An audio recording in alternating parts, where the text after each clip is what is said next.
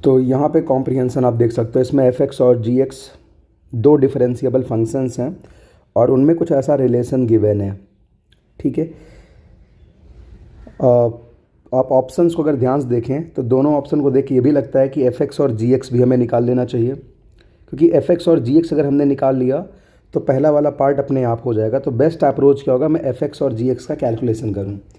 तो वो पता है एफ एक्स और जी एक्स निकालने के लिए हमें यहाँ से G dash one, G double dash two और यहाँ पे F one, F dash X, F double dash X से सारी वैल्यूज़ निकालनी होंगी। ठीक है, तो बच्चे एक काम करता हूँ, मैं सबसे पहले एफ एक्स फंक्शन को डिफरेंशिएट कर देता हूँ। ये आइडिया क्यों आया, क्योंकि यहाँ पे F dash X, F double dash x use किया हुआ है। तो मैं एफ डैश एक्स कैलकुलेट करता हूँ। So that will be 2x plus g dash one.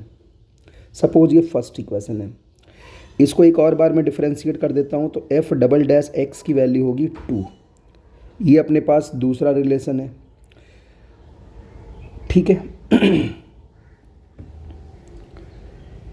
यहाँ तक हम पहुँच गए। अब एफ डबल डैश एक्स हमें पता चल चुका है। इसके बाद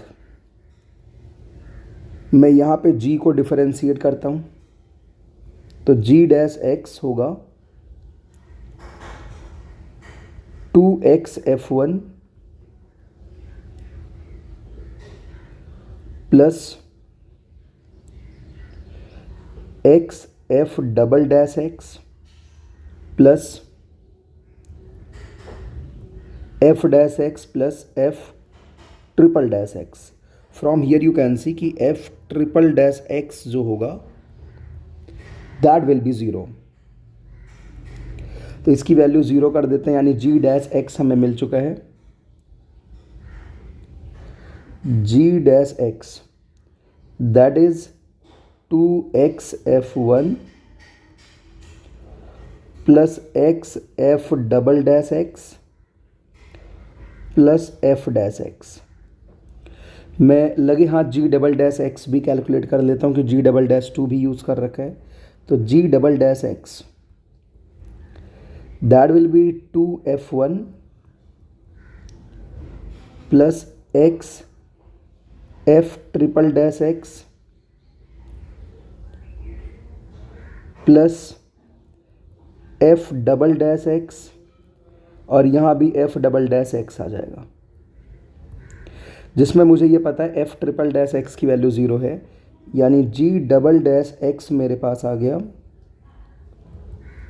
2f1 और यहाँ पे plus 2f double dash x होगा। f डबल डैश एक्स 2 है तो यानी 4 हो जाएगा। अब कुल मिला के अगर मेरे को g डबल डैश 2 वगैरह निकालना है तो उसके लिए मुझे x की वैल्यू 2 रखनी पड़ेगी, राइट।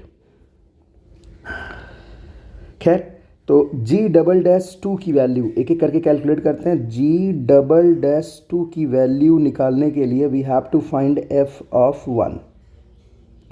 तो f ऑफ 1 कैसे निकाला जाए, एफ एक्स फंक्शन में x की जगह पे 1 पुट कर देते हैं। तो f ऑफ 1 आपको यहाँ से मिलेगा, that is 1 plus g dash 1 plus g double dash 2। F1 का कैलकुलेशन करने के लिए, ठीक है। चलिए भाई, ये वाली लाइन हमने लिख ली। अब g डैश 1 कहाँ से मिलेगा, इसमें अगर मैं x को 1 रखूँ, ठीक है, दोनों से मैं कैलकुलेशन कर रहा हूँ, यहाँ भी x को 1 रख देता हूँ तो f डैश 1 मिल जाएगा। सो f dash 1 is 2 plus g dash 1 और g डैश 1 मेरे को यहाँ से मिलेगा बच्चों। तो g डैश 1 के लिए x की वैल्यू यहाँ पे 1 पुट करते हैं। So that is 2f1। तो थोड़ा सा पेशेंस वाला क्वेश्चन है। f डबल डैश की वैल्यू तो 2 है तो यहाँ पे सीधे 2 लिख सकते हो आप, प्लस f डैश 1। ठीक है, f डैश 1 की वैल्यू 2 प्लस g डैश 1 रख दो। तो सीधे इसमें विजुअलाइज नहीं हो रहा था, पेशेंस चाहिए था। प्लस 2 प्लस जी डैश 1, मैंने f डैश 1 की वैल्यू रख दी 2 प्लस जी डैश 1। तो यहाँ पे g डैश 1 तो कट जाएगा तो आपको f1 मिल जाएगा। सो F1 विल बी -2, F1 -2 आ गया, राइट। F1 -2 आ गया, यहाँ वैल्यू रख दो तो G'(2) कितना हो जाएगा, -4 + 4 दैट विल बी 0। ये भी हमें मिल गया। अब आई थिंक काफ़ी हद तक मामला हमने रिजॉल्व कर लिया है। अब मेरे को जो कैलकुलेशन करना है, मुझे F1 मिल चुका है, ठीक है।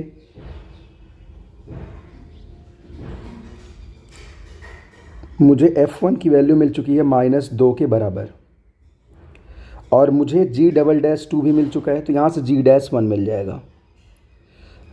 F1 -2 है, तो -2 = 1 + G'1, तो G'1 की वैल्यू आ जाएगी -3।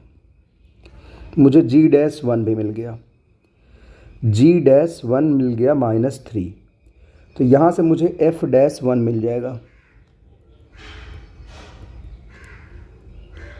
दैट विल बी -1, ठीक है।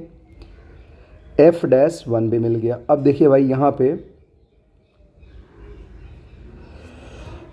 F'(x) मुझे कैलकुलेट करना है। G'1 हमने निकाल लिया -3, तो F'(x) आप यहाँ से लिख सकते हो, यानी F'(x) की वैल्यू आएगी बच्चे 2x - 3, ठीक है। ये आपका F'(x) आ गया। आपके पास G'1 भी अवेलेबल है। आई थिंक सारी वैल्यूज़ अब अवेलेबल हैं जो भी आपको चाहिए। तो यहाँ से आप fx फंक्शन को बड़े प्यार से लिख पाएंगे। सो fx is simply x² G'1। अगर G'1 की बात करें that is -3, so -3x। G'2 की वैल्यू हमने यहाँ कैलकुलेट कर रखी, दैट विल बी 0। तो यानी हमें fx मिल गया। अब gx कैलकुलेट करना है, तो F1 की वैल्यू हमने निकाल रखी है। F1 की वैल्यू कितनी आई थी, -2, तो यहाँ पे -2 रख दिया जाए, यानी -2x²। और fx की वैल्यू मुझे पता है, तो f'(x) भी निकाल सकते हैं। f'(x) होगा 2x - 3, तो यहाँ पे प्लस x × 2x - 3।